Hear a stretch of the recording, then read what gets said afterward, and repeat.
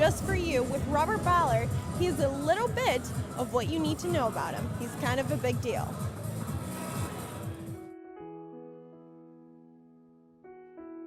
Robert Ballard has been searching the high seas for a different kind of treasure for most of his life.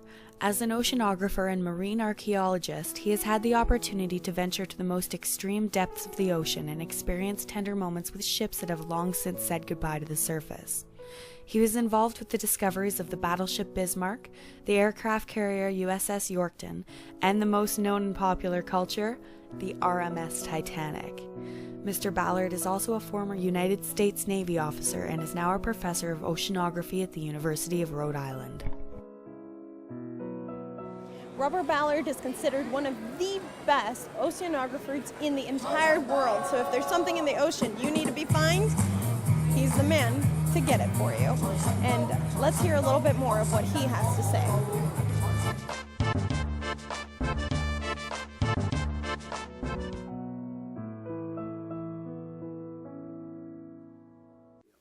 Well, you know, it's funny. I was born in Kansas, in the middle of the United States. And then the war broke out, World War II. And my father was a test pilot with Chuck Yeager. And naturally, you needed you needed perfect weather, so they moved to Southern California. So when I was just a little boy, we moved to Southern California. And then I grew up on the ocean in San Diego. And the ocean was my playpen. And so it was always a part of my life. And I always loved, I was a hyperactive kid. Unfortunately, they didn't put me on Ritalin or any of that stuff. They just sent me out. And I was always outside, always turning over rocks and fishing and tidal pools. I just had a lot of energy. You know, that kind can cause you trouble early in life, but it's really great to have when you're turning 71. I still have that energy. So it was the energy I was endowed with as a child and turned towards the sea and following the dream to be Captain Nemo.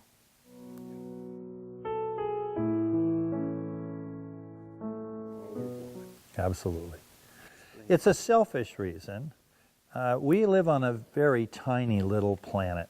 In fact, we only live on less than 20% of it.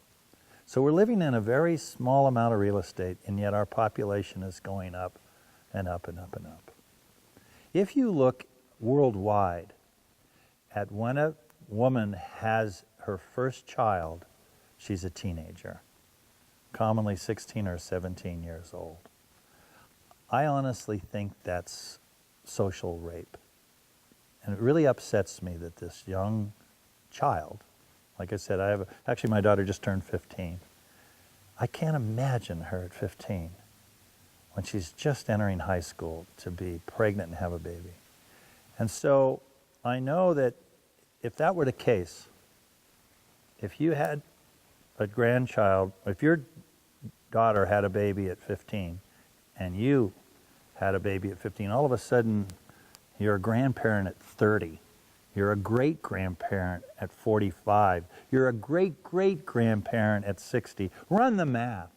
And so what's really important is if you empower women, which we do big time in our program, and put them in positions of authority and responsibility and power, they don't have babies at 16, 17, and the population collapses. And everyone's to the benefit of that. The child that would have been born, the mother, the husband, and the society, and the planet. So it's really in all of our best interests to empower women.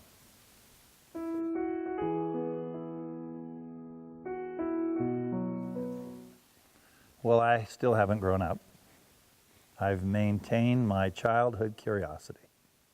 I still love doing what I do because I followed my passion. And I talk to my kids and they say, well, how are we going to make money? And I said, do not worry about money. Don't chase money. Chase your passion. Money will find you. Because if you chase your passion, you'll be good. If you turn to who you are and make you the best you can be, you're unique and the world will beat a path to your door. Because no one can outperform you. No one can be a better you than you. And so it's very important that as we go through this gauntlet of the kids go through, which is in many ways artificial, the rites of passage, a child has to someday look in the mirror and like who they see and really embrace who they see. And that's when they embrace their passion. And because that will be their driving engine. Because I still pursue my passion. And what happens is I get knocked down, but I get up because I want to get up. And it's my passion that whispers to me, get up. And everyone should not try to avoid failure. Failure is the greatest teacher you will ever meet. And when failure knocks you down, stay there for a moment and say, what did I learn from that? And then get up and go at it again. And I still get up and go at it again. So you could compare Robert Ballard, if you had to an athlete, he'd be the Michael Phelps. He's best known for the Titanic. However, we got to see a completely different side of him, his human side, and what it is that he does as his job and his true passion.